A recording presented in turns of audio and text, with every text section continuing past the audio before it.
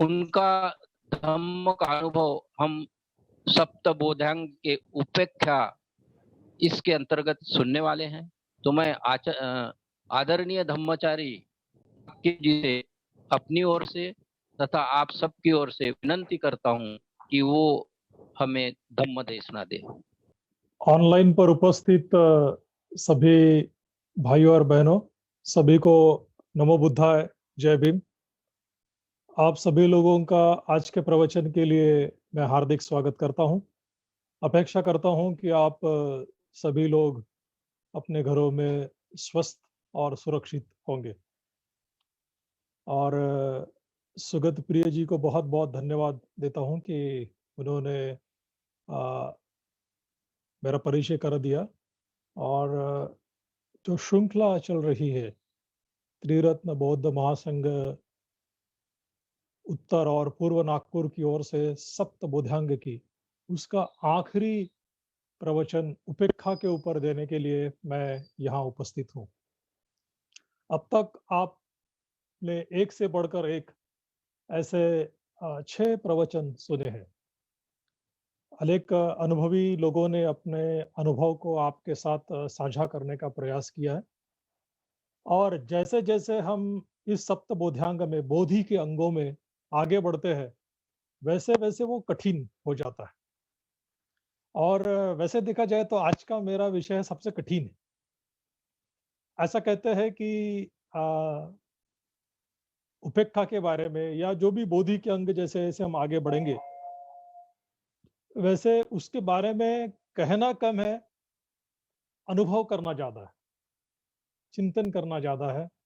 तो ये जो आप आज का जो विषय उपेक्षा या उपेक्षा, जिसको हम मराठी, हिंदी या संस्कृत में कहेंगे, इसके बारे में बहुत कम बताया गया है। तो फिर भी यह विषय है और कभी न कभी हमें उसकी अनुभूति करनी है। तो अगर हम उस पर बात नहीं करेंगे, चिंतन नहीं करेंगे, चर्चा नहीं करेंगे, तो हम अनुभव किस तरह से लेंगे। इसलिए मुझे जो भी समझता है, मेरी जो भी जानकारी है, जो भी मैं पढ़ा हूँ, उसके मुताबिक इस विषय को आपके सामने मैं रखने का प्रयास करूंगा। जैसे मैंने कहा कि जो 7 बोधि के अंग है, जिसके द्वारा संबोधि बोधि प्राप्त की जा सकती है, इसका यह उपेक्षा आखिरी अंग है। इसके साथ ही जो 10 पारमिताएं बताई जाती है, इस 10 पारमिताओं में भी उपेक्षा का समावेश है। वह भी अंतिम पारमिता एक प्रकार की बुद्धत्व की अवस्था कहा जाता है। जो 11 मानसिक कुशल मानसिक अवस्थाएं है, उसमें भी उपेक्षा के बारे में बताया गया है। और जो 4 श्रेष्ठ विहार, जिसे ब्रह्म विहार कहते हैं, उस ब्रह्म विहार में भी उपेक्षा अंतिम ब्रह्म विहार के रूप में आता है। तो पूज्य उर्गेन संरक्षित जी कहते हैं, उपेक्षा एक ऐसी भावना है मानो आप किसी ऊंचे पर्वत पर, चोटी पर हो, या अपने आप में उपेक्षा पर्वत, बड़े विशाल महाकाय पर्वत जैसी भावना है। कितनी भी आंधी आए, कितने भी तूफान आए, कितने भी बारिश आए, कितनी जोर की हवा, तेज हवा चले, इसके बावजूद उस पर्वत को उसका उसका कोई असर नहीं होता। वो अपने आप में अचल, स्थिर, स्तब्ध, शांत रहता है। उसी प्रकार की यह शांत, स्तब्ध, अचल ऐसी भावना है जिसे हम उपेक्षा कहते हैं। आधुनिक जो हमारी बोल भाषा है, उसमें उपेक्षा का मतलब एक उपेक्षित या एक प्रकार निष्क्रिय भावना, या ध्यान, किसी बात के ऊपर ध्यान न देना, इस तरह से समझा जाता है। अब वो भाषा का दोष हो सकता है, या ऐसा भी हो सकता है कि प्रतिक्रांति के कारण बहुत सारे बौद्ध धर्म के जो बहुत ही महत्वपूर्ण शब्द है, उन शब्दों का तोड़ मरोड़ कर या उसे गलत अर्थ दिया है। उसी दृष्टिकोण से हम उपेक्षा के बारे में या उपेक्षा के बारे में भी देख सकते हैं कि आधुनिक भारतीय बौद्ध भाषा में, खास तौर से मराठी, हिंदी में इसका अर्थ सकारात्मक नहीं होता।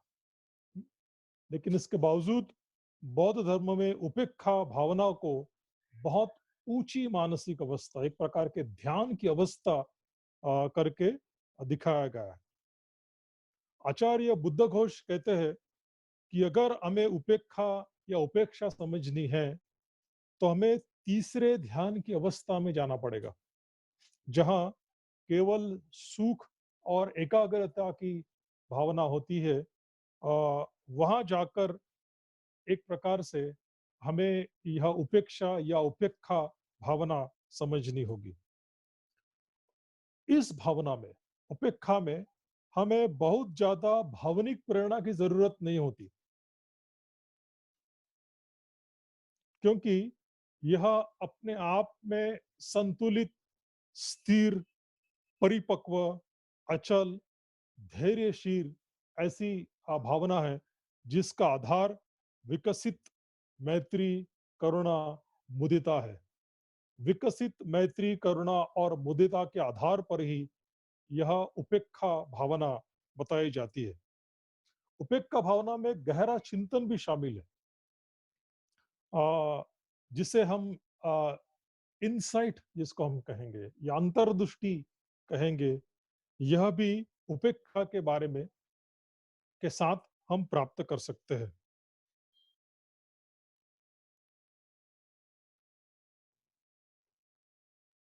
बुद्ध कहते हैं कि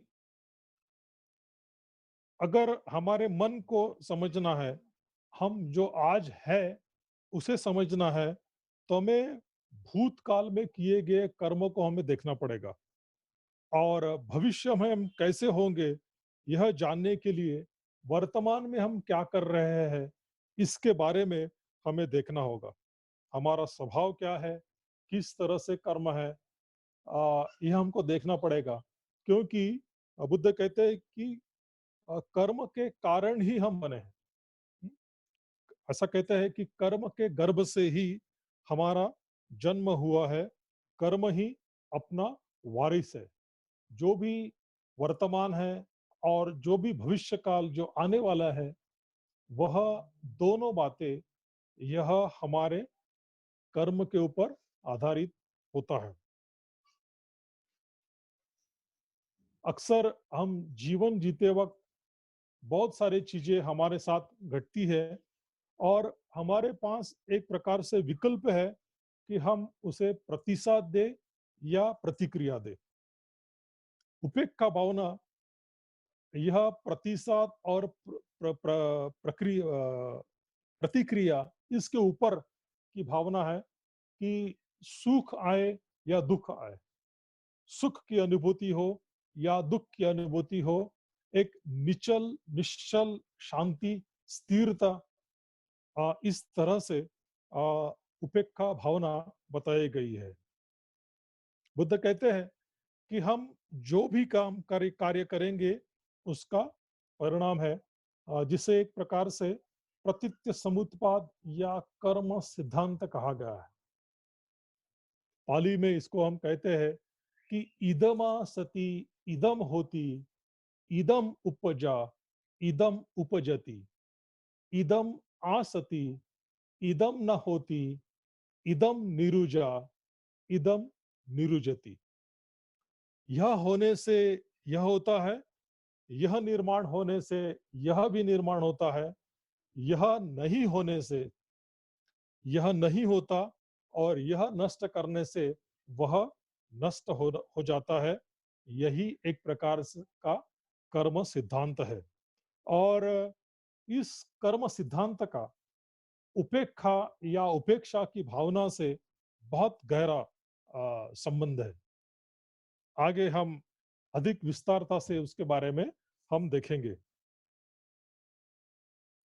हम अक्सर जो लोक स्वभाव होते हैं, जिसको अंग्रेजी में वर्डली विंग्स कहते हैं, उस लोक स्वभाव से सदा विचलित होते हैं।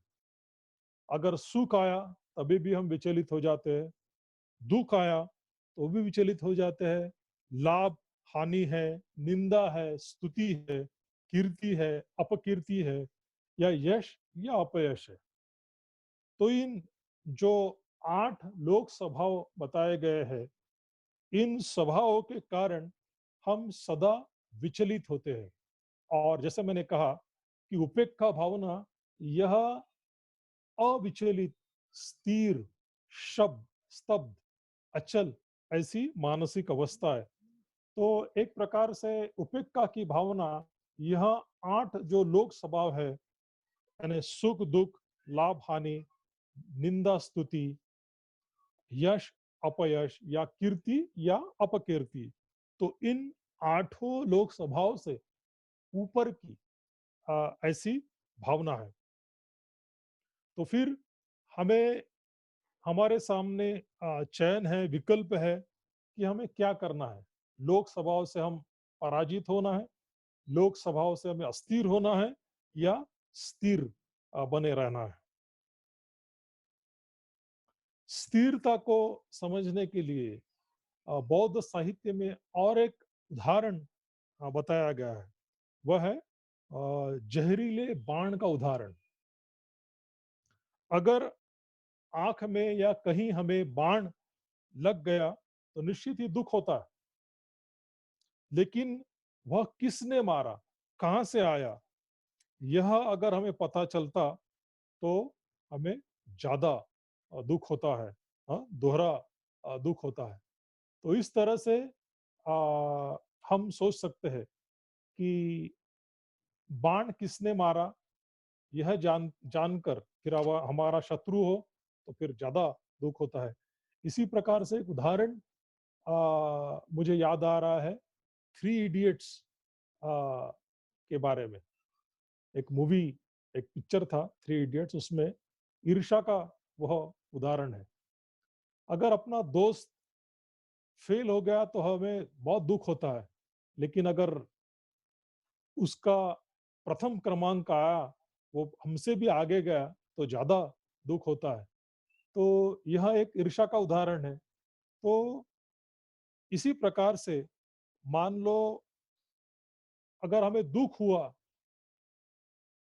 तो दुख निश्चित ही होता है, लेकिन अगर वो किसके कारण हुआ, यह सोचने से हमें ज्यादा दुख होता है। सुख दुख हमारे जीवन में होगा ही, लेकिन हम उसे प्रतिक्रिया न देते हुए एक जिम्मेदाराना उसे जवाब देना चाहिए। ऐसा कहते हैं कि हम सुख को भी प्रतिक्रिया देते हैं और दुख को भी प्रतिक्रिया देते हैं। यानी मान लो, अगर कोई अच्छा भोजन हमने कर लिया, तो अच्छा भोजन भोजन हुआ तो हम ज्यादा खाने का प्रयास करते हैं, वो प्रतिक्रिया हो गई। अगर भोजन अच्छा नहीं लगा तो हम कम खाते हैं, तो वहां पर भी एक प्रकार से प्रतिक्रिया हुई। तो अच्छाई को भी प्रतिक्रिया हम दे देते हैं, और जो बुरा है, पसंद नहीं है, उसको भी एक प्रकार से हम प्रतिक्रिया देते हैं, जो हमारे इंद्रियों पे आधारित होती है। ऐसा कहते हैं कि सुख में भी हम बह जाते हैं और दुख में भी हम बह जाते हैं। अगर बहुत सुख हुआ तो हमारी जागृति अ, कम हो जाती है, और अगर दुख हुआ तो भी हमारी जागृति विचलित हो जाती है।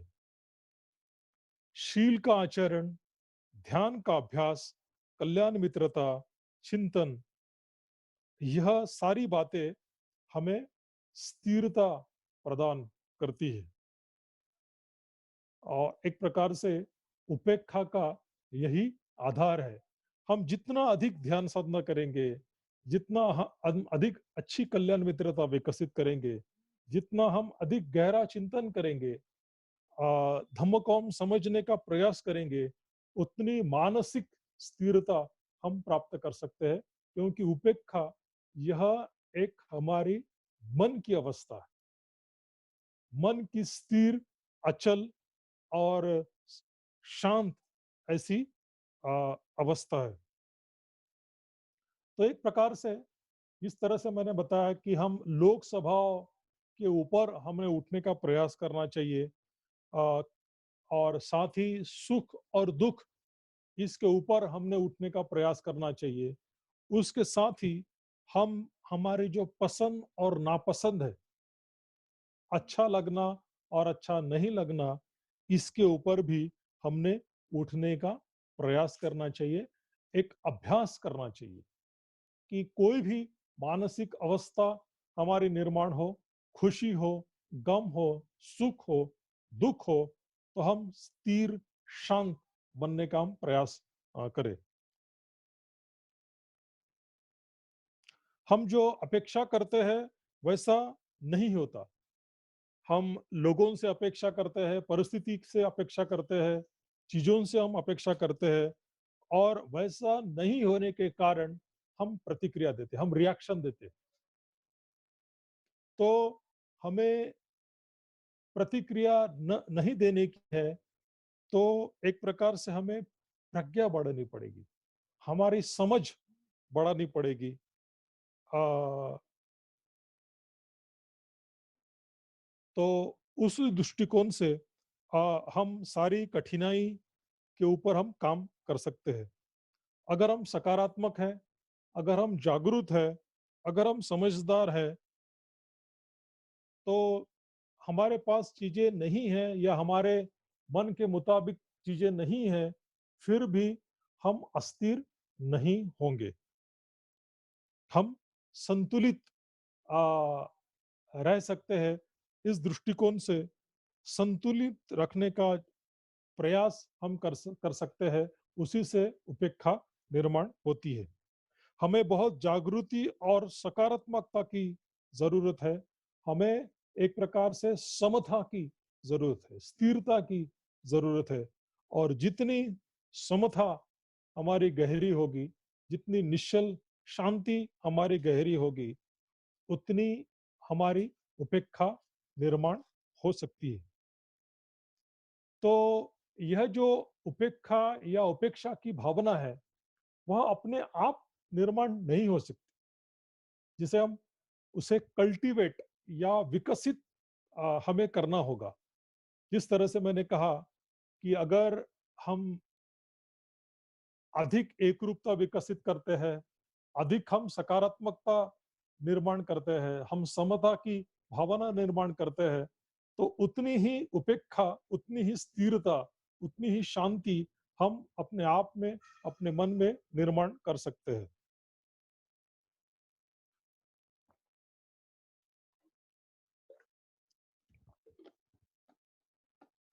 तो आप में से कई सारे लोगों ने मैत्री भावना या आनापानसति का अभ्यास किया होगा, जिसके कारण आनापानसति के कारण हम जागृति और एकरूपता निर्माण करते हैं और जो मैत्री विकास है, मैत्री भावना है, उसके माध्यम से हम अपनी सकारात्मकता निर्माण करते हैं।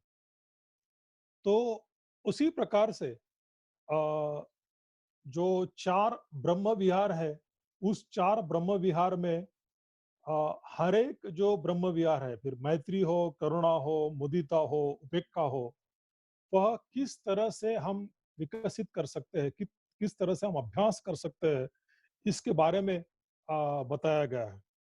तो उपेक्षा का जो मूल आधार, जैसे मैंने कहा कि मैत्री, जागृति और समझदारी है। मैत्री, जागृति और प्रज्ञा है। अगर हमें मैत्री, जागृति और प्रज्ञा है, तो हम सकारात्मकता से, जागृति से और प्रज्ञा से उपेक्षा भावना हम विकसित कर सकते हैं।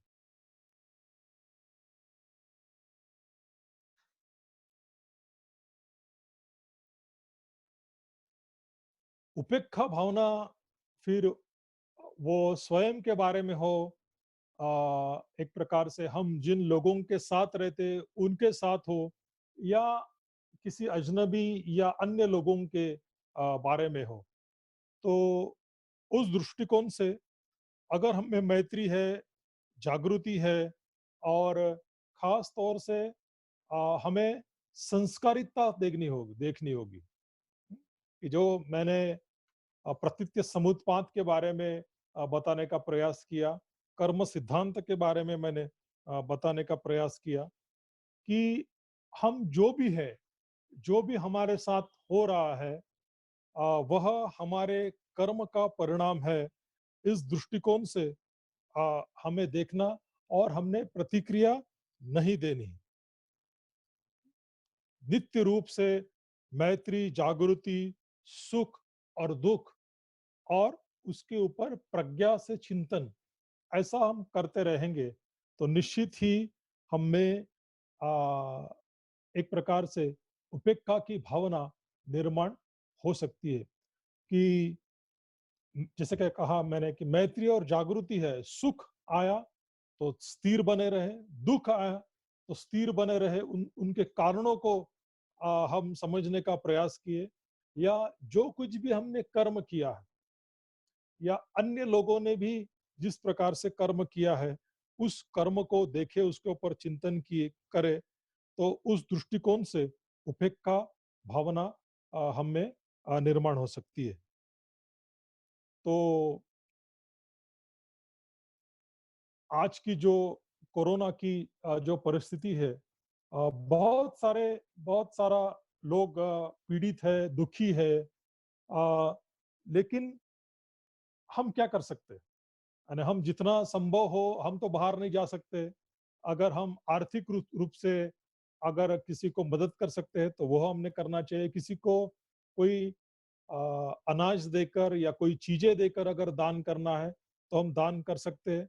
लेकिन दुनिया का दुख हम सारा पूरी तरह से कम नहीं कर सकते। तो निश्चित ही हम अपने स्वयं के ऊपर हम काम कर सकते हैं कि हम विचलित न होते हुए, अगर हम शांत है, स्थिर है, अपने आप की अपने आप को हम सुरक्षित रख रहे हैं, अपने परिवार को सुरक्षित अगर हम रखते हैं, तो निश्चित ही ऐसा अगर हर एक व्यक्ति ने किया, तो एक प्रकार से होगा कि अपने आप को अगर सुरक्षित रखते हैं, तो हम दूसरों को भी एक प्रकार से सुरक्षित रख सकते हैं। तो इस कोविड-19 या फिर जो कोरोना के समय में स्थानिक प्रशासन द्वारा या अ, हमारे गवर्नमेंट ने जो हमें बताया कि हर एक ने अपनी-अपनी ज़िम्मेदार सुरक्षितता की अगर ज़िम्मेदारी लिया, तो हम सारे लोग एक प्रकार से सुरक्षित हो सकते हैं। और अगर हम प्रतिक्रिया दिए, अगर हम रिएक्ट हुए, तो हम क्या कर सकते हैं? हम एक प्रकार से खुद को ही एक प्रकार से तकलीफ हम दे सकते हैं।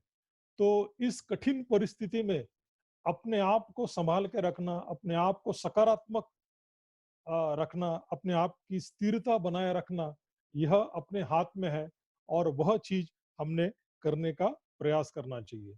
अगर हम स्थिर नहीं हैं, अगर हम अशांत हैं, अगर हम विचलित हैं, अगर हम प्रतिक्रिया दे रहे हैं, तो हम स्वयं को तो तकलीफ देंगे ही, लेकिन जिन लोगों के साथ हम जीते हैं, उनको भी हम तकलीफ पहुँचा सकते हैं। मैं अभी अ, कुछ लेख पढ़ रहा था, तो इन दिनों में लोग घरों में कई दिनों से बंद होने के कारण उनकी जो मानसिक अवस्था है, वो बहुत विचलित हुई है। क्या करे, क्या न करे, यह लोगों को समझ में नहीं आता। और एक प्रकार से अ, इकट्ठा रहने के कारण लोग एक दूसरे के ऊपर भी उद्विग्न होते हैं या प्रतिक्रिया देते हैं, जिससे असंतोष, अशांति निर्माण हो सकती है। तो इस कठिन परिस्थिति में हम अपने आप को संभालें, अपनी जागृति और अपनी जो सकारात्मकता है, वह हम बनाए बनाए रखने का प्रयास करें। जो भी हमारे साथ हो रहा है, सुख हो रहा है, दुख हो रहा है, उसको हम चिंतन करें और उसे हम किस तरह से कारण है, क्या हमारे शारीरिक, वाचिक या मानसिक कर्म से यह नकारात्मकता निर्माण हुई है, इसको हम देखने का प्रयास करें और कर्म नियम को हम देखने का प्रयास करें। ऐसा कहते हैं कि जो उपेक्षा भावना है, वह उसके कुछ नज़दीकी शत्रु है और कुछ दूर के शत्रु है। यानी जैसे हम मैत्री भावना देखते हैं, तो मैत्री का नज़दीक का जो शत्रु होता है वो प्रेम होता है। प्रेम भी हमें एक प्रकार से मैत्री जैसा दिखाई देता है, लेकिन हम जानते हैं कि प्रेम में आसक्ति होती है, अपेक्षाएँ होती है और जहाँ आसक्ति और अपेक्षा होती है, वहाँ दुःख निर्माण होता है। उसी प्रकार से अ, मैत्री का जो दूर का जो शत्रु है, जिसे हम द्वेष कहते हैं, तिरस्कार कहते हैं, तो अगर हमारे मन में द्वेष की भावना निर्माण हुई, तो हम कोई भी चीज़ सकारात्मक नहीं देख सकते, ना ही दूसरों के हम अच्छाई या अच्छे गुण देख सकते हैं। उसी प्रकार से उपेक्षा के भी नज़दीकी और दूर के शत्रु हैं।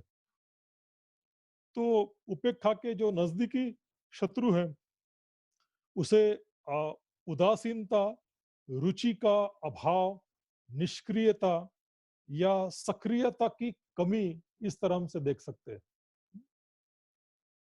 तो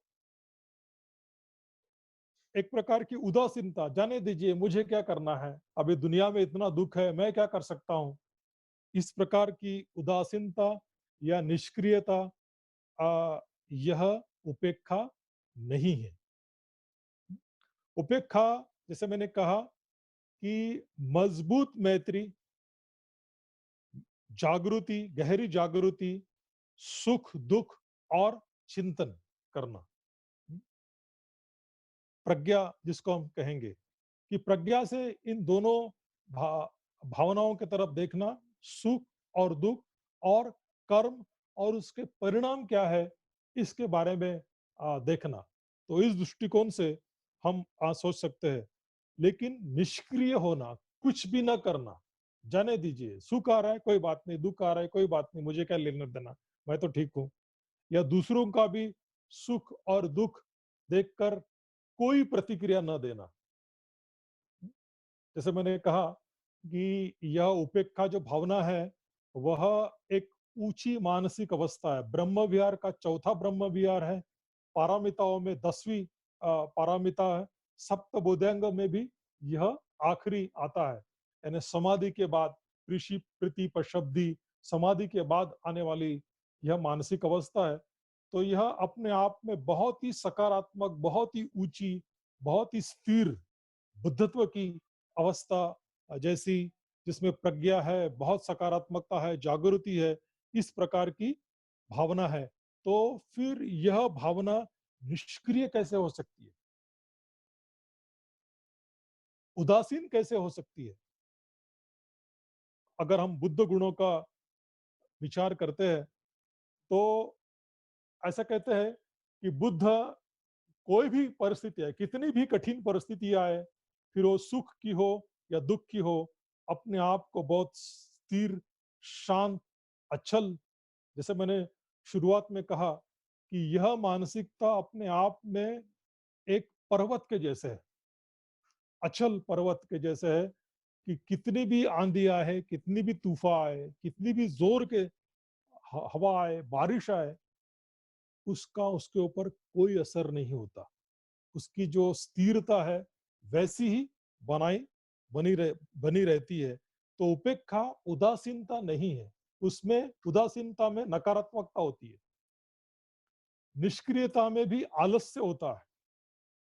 तो यह जो उपेक्षा की भावना है, यह आलस्य से भरी या उदासीनता से भरी, नकारात्मकता से भरी ऐसी मानसिक अवस्था नहीं है। दूसरा जो दूर का शत्रु उपेक्षा का बताया गया है, वह है संवेदनहीनता, निष्ठुरता, बेरुखी। इस तरह से आ, या स्थिरता भी हम कहेंगे, इस तरह से दूर का शत्रु बताया गया है। तो मान लो हम संवेदनहीन है, यानी मानो लकड़ी है, लकड़ी को अगर हम कुछ भी करें तो उसको कोई फर्क नहीं पड़ता।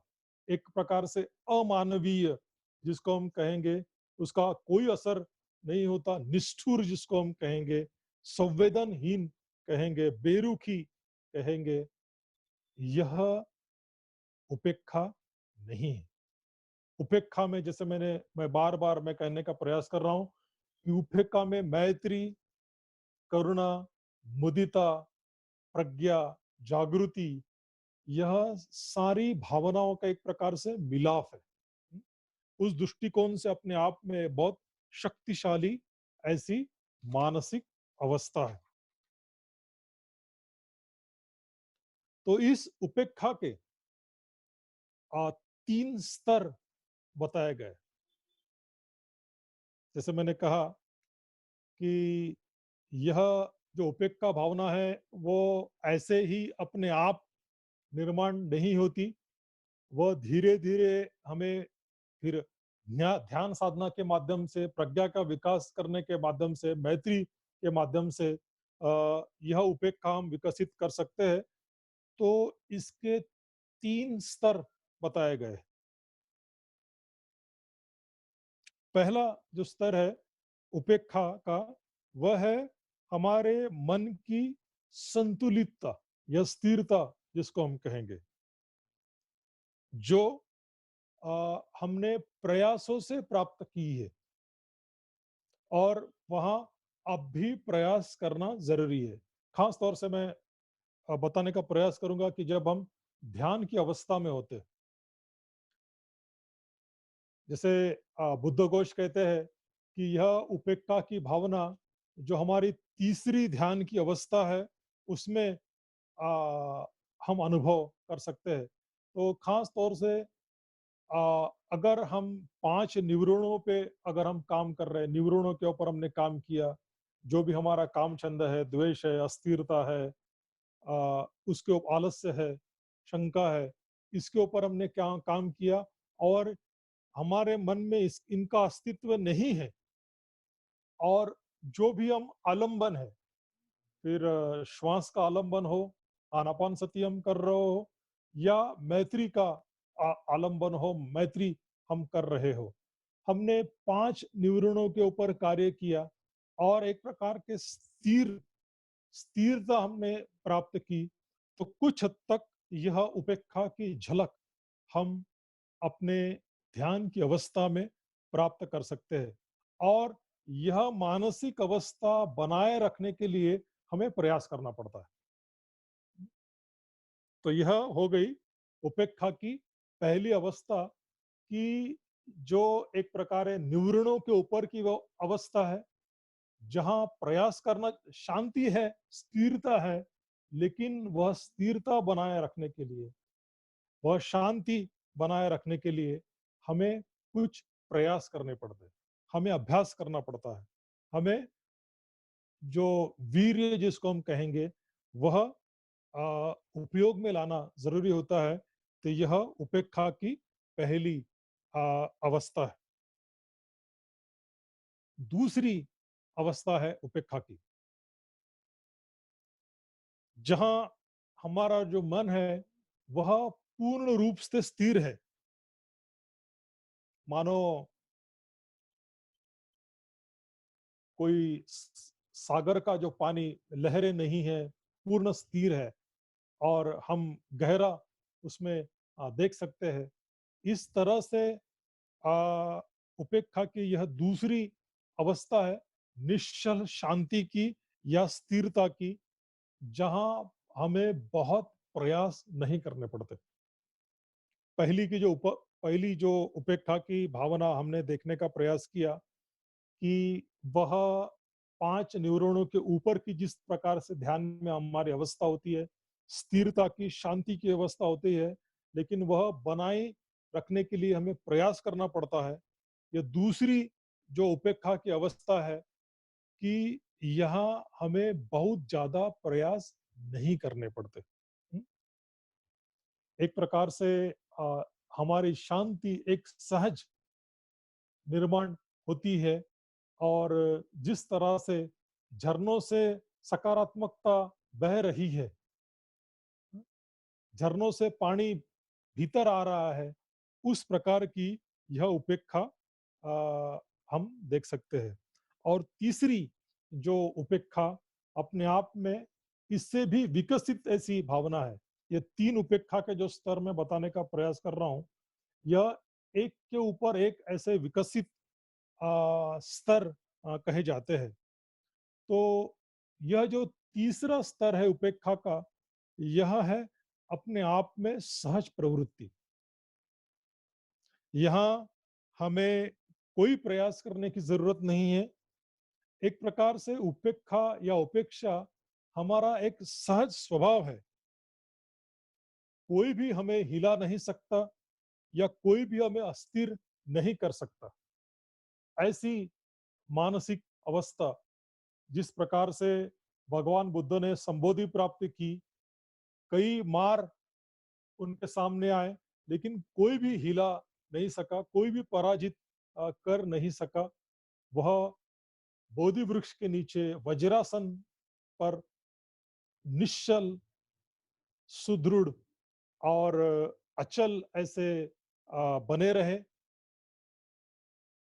उस अवस्था को एक प्रकार से हम निश्चल शांति की, एक सहज प्रवृत्ति की हम अवस्था बोल सकते हैं। शुरुआत में मैंने इस उपेक्षा भावना के ऊपर बताते हुए पर्वत का उदाहरण दिया था। उसी उसी को याद करते हुए मुझे डॉक्टर बाबा साहब अम्बेडकर के जीवन की याद आती है कि डॉक्टर बाबा साहब अम्बेडकर के जीवन के बारे में अगर हम देखते हैं कि उनके जीवन में बचपन से ही अंत तक कितने कई ऐसे कठिन प्रसंग उनके सामने आए। बचपन में उनके माता का निधन हुआ, बाद में युवावस्था में फिर उनके पिताजी या फिर उनके कई लड़के या उनकी पत्नी का निधन हुआ। इसके बावजूद वह स्थिर रहे, अडिग रहे, किसी भी प्रकार की उन्हें दुःख तो निश्चित हुआ उन्हें, लेकिन किसी भी प्रकार की प्रतिक्रिया नहीं दी। अलग-अलग प्रकार का अपमान, अलग-अलग प्रकार की अमानवीय अवस्था, लोगों की आलोचना, तिरस्कार उनके ऊपर हुआ। उसके बावजूद किसी भी व्यक्ति के प्रति या किसी समाज के प्रति, किसी समूह के प्रति उन्होंने कभी भी प्रतिक्रिया नहीं दी, बल्कि करुणा से, प्रज्ञा से उन्हें उन्होंने एक प्रकार से प्रतिसाद दिया। तो हम जब डॉक्टर बाबा साहब अम्बेडकर के जीवन के बारे में भी सोचते हैं, बुद्ध के जीवन के बारे में सोचते हैं कि जो हमारे आदर्श है, तो हमारे आदर्श ही ऐसे स्थिर, शांत, निश्चल और अचल ऐसे आदर्श हमारे सामने हमें दिखाई देते हैं कि उनमें इस प्रकार की उपेक्षा भावना दिखाई देती है। इस प्रकार से हम धीरे-धीरे एक एक से बढ़कर एक ऐसे कदम उठाकर उपेक्षा विकसित करते हैं, तो निश्चित हम बोधि के अंग में अपने आप को स्थिर कर सकते हैं। हम जो बोधि का जो सर्वोच्च अंग है, उपेक्षा, वह विकसित कर सकते हैं। लेकिन निश्चित ही यह विकसित करने के लिए जो सारी जो अन्य हमारी भावनाएँ हैं, सकारात्मक भावना है, उनका हमें निश्चित रूप से विकसित करना होगा। ख़ास तौर से हमें मैत्री, जागृति और प्रज्ञा विकसित करनी होगी। अगर हम मैत्री, जागृति और प्रज्ञा विकसित कर सकते हैं, तो निश्चित ही हम उपेक्षा यह भावना अपने आप में विकसित कर सकते हैं। और उपेक्षा विकसित करने का आदर्श हमारे अगर सामने रखते हैं, तो निश्चित ही हम एक दिन बुद्धत्व की अवस्था प्राप्त कर सकते हैं। जैसे मैंने कहा कि यह विषय एक ऐसा विषय है कि जिसके बारे में कहना बहुत कठिन है। बहुत कम जानकारी दिखाई देती है और जिसे अनुभव हमें करना पड़ता है, अभ्यास करना पड़ता है, क्योंकि यह हमारे मन की एक ऊँची सकारात्मक मानसिक अवस्था है और यह अगर किसी को भी विकसित करना है, तो जब तक हम अपने मन के ऊपर संस्कार नहीं करेंगे, खास तौर से केवल अध्ययन करने से, केवल एक इस प्रकार का प्रवचन सुनने से यह मानसिक अवस्था हम प्राप्त करना बहुत कठिन है। भगवान बुद्ध को कई वर्ष कठिन ऐसी तपस्या करनी पड़ी। उसके बाद यह मानसिक अवस्था उन्होंने विकसित की। अगर हमें यह विकसित करना है, तो मैं कहने का प्रयास करूँगा कि ध्यान साधना, मेडिटेशन जिसको हम कहेंगे, खास तौर पे ऐसी ध्यान साधना जो चिंतन पर आधारित है। अब आप बोलेंगे कि चिंतन पर आधारित ध्यान साधना कौन सी है? तो मैत्री भी एक प्रकार का सकारात्मक चिंतन है, करुणा भी एक प्रकार का सकारात्मक चिंतन है। तो इस प्रकार से चिंतन युक्त अगर हम ध्यान साधना करते हैं, हमारी प्रज्ञा बढ़ाते हैं, जागृति बढ़ाते हैं और नित्य रूप से अगर हम इसके ऊपर हम कार्य करते हैं, हमारे न्यूरॉनों पे अगर हम कार्य करते हैं, जो लोक स्वभाव है, जो 8 लोक स्वभाव जिस तरह से मैंने बताने का प्रयास किया है, इन लोक स्वभावों के बारे में अगर हम काम करते हैं, तो निश्चित ही एक दिन यह उपेक्षा की जो भावना है, हम अपने आप में विकसित कर सकते हैं। तो आज के लिए मैं इतना ही बताने का प्रयास करूँगा। अ, आप सब लोग जो ऑनलाइन प्रवचन सुन रहे हैं, उन सभी लोगों का मैं आभार व्यक्त करता हूँ और मुझे इस उपेक्षा के बारे में प्रवचन देने की या मेरे विचार रखने का जो मुझे मौका त्रिरत्न बौद्ध महासंघ उत्तर पूर्व नागपुर की ओर से दिया गया, ताकि मैं मेरे विचार आप लोगों के साथ साझा कर सकूं। तो इसके लिए मैं उन सभी का बहुत-बहुत पुण्यानुमोदन करता हूं। धन्यवाद। जय भीम।